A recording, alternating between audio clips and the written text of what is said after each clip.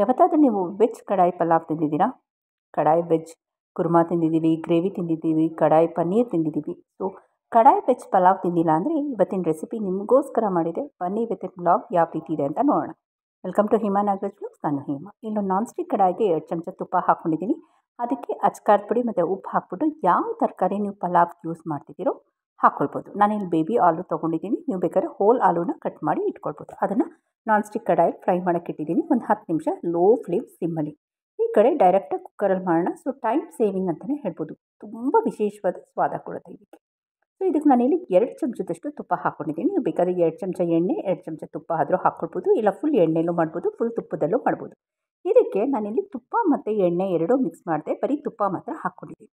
ಇದಕ್ಕೆ hole spices ಅಂದರೆ ಚಕ್ಕೆ, ಲವಂಗ, ಪಲಾವ್ ಎಲೆ ಅಂತ ಬರುತ್ತಲ್ಲ, ಮತ್ತು ಮರಾಠಿ ಮೊಗ್ಗು, ಶಾಜೀರ, ಸೋಂಪು, ಯಾಲಕ್ಕಿ, ಸ್ಟೋನ್ ಹೂವು ಅಂತಲೂ ಬರುತ್ತೆ, ಕಸ್ತೂರಿ ಮೇಥಿ, ಇಷ್ಟು ಹಾಕ್ಬಿಟ್ಟು ನಾನಿಲ್ಲಿ ಒಗ್ಗರಣೆ ಮಾಡ್ತಾಯಿದ್ದೀನಿ. ಡೈರೆಕ್ಟ್ ಕುಕ್ಕರಲ್ಲೇ ಮಾಡ್ತಾಯಿದ್ದೀನಿ. ಸೊ ಒಂದ್ಸಲ ನಿಮ್ಮ ಮನೇಲಿ ಈ ವೆಜ್ ಕಡಾಯಿ ಪಲಾವ್ನ ಟ್ರೈ ಮಾಡಿ ನಿಮ್ಮ ಫೀಡ್ಬ್ಯಾಕ್ ಕೊಡಿ. ಓಕೆನಾ? ನಿಮ್ಮ ಅಮೂಲ್ಯವಾದ ಕಮೆಂಟ್ಸ್ಗೆ ನಾನು ಕಾಯ್ತಾ ಇರ್ತೀನಿ. ಸೊ ಚಕ್ಕೆ, ಲವಂಗ, ಯಾಲಕ್ಕಿ ಎಲ್ಲ ಹಾಕಿದ್ವಿ. ಈ ಕಡೆ ನೋಡಿ ಎಲ್ಲ ಡ್ರೈ ಫ್ರೈ ಆಗ್ತಾಯಿದೆ. ಚೆನ್ನಾಗಿ ಫ್ರೈ ಆಗಬೇಕು. ಅದು ತುಪ್ಪದಲ್ಲಿ ಘಮ ಘಮ ಅನ್ನಬೇಕು.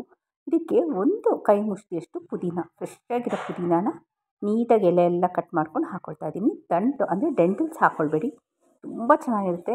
ಅಕಸ್ಮಾತ್ ನಿಮಗೆ ಚಿಕ್ಕ ಚಿಕ್ಕ ಈರುಳ್ಳಿ ಸಿಕ್ಕಿದ್ರೆ ಅದು ಸಹ ಆ್ಯಡ್ ಮಾಡ್ಬೋದು. ಇಲ್ಲಿ ಒಂದು ಟೊಮೆಟೊ ಹಾಕಿದ್ದೀನಿ. ಇದಿನ್ನೂ ಒಂದು 2 ರಿಂದ 3 ನಿಮಿಷ ಚೆನ್ನಾಗಿ ಫ್ರೈ ಆಗಲಿ. ಅಲ್ಲಿವರೆಗೂ ಇದು ಫ್ರೈ ಆಗಿದೆ ನೋಡಿ. ಇದನ್ನು ಇದಕ್ಕೆ ಮಿಕ್ಸ್ ಮಾಡ್ಕೊಳ್ತಾ ಇದ್ದೀನಿ. ತುಂಬ ಡಿಫ್ರೆಂಟಾಗಿರುತ್ತೆ ಟೇಸ್ಟು. ನೀವೇ ಟ್ರೈ ಮಾಡಿ ನಾನು ಕೇಳಿ. ಮಾಮೂಲಿ ಬಿರಿಯಾನಿ ಮಾಡೋದಕ್ಕೂ ಅಥವಾ ಪಲಾವ್ ಮಾಡೋದಕ್ಕೂ ಕುಕ್ಕರಲ್ಲಿ ಈ ಥರ ಫ್ರೈ ಮಾಡೋದಕ್ಕೂ ಏನು ವ್ಯತ್ಯಾಸ ಅಂತ ಇದೆ.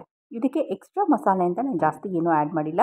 ಒಂದು 2 ರಿಂದ 3 ಹಸಿಮೆಣಸಿನ್ಕಾಯಿ, ಬೆಳ್ಳುಳ್ಳಿ, ಶುಂಠಿನ ಜಜ್ಜಿ ಹಾಕ್ಕೊಂಡಿದ್ದೀನಿ.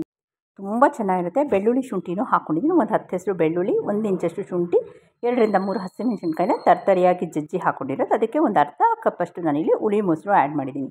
ಸಿಹಿ ಮೊಸರು ಅಂದರೆ ನೀವು ಕ್ವಾಂಟಿಟಿನ ಇನ್ಕ್ರೀಸ್ ಮಾಡ್ಕೊಳ್ಬೋದು. ಒಂದು 10 ರಿಂದ 15 ನಿಮಿಷ ನೆನೆ ಹಾಕ್ಕೊಂಡಿರೋ ಬಾಸ್ಮತಿ ಅಕ್ಕಿ ಆದರೂ ಆಗಿರ್ಬೋದು, ಜೀರಾ ರೈಸ್ ಆದರೂ ಆಗಿರ್ಬೋದು. ನಾನಿಲ್ಲಿ ಬಾಸ್ಮತಿ ಅಕ್ಕಿ ಹಾಕ್ಬಿಟ್ಟು 1 ಕಪ್ ಅಕ್ಕಿಗೆ ನಾನಿಲ್ಲಿ 3/4 ಲೋಟದಷ್ಟು ನೀರು ಹಾಕ್ಕೊಳ್ತಾ ಇದ್ದೀನಿ.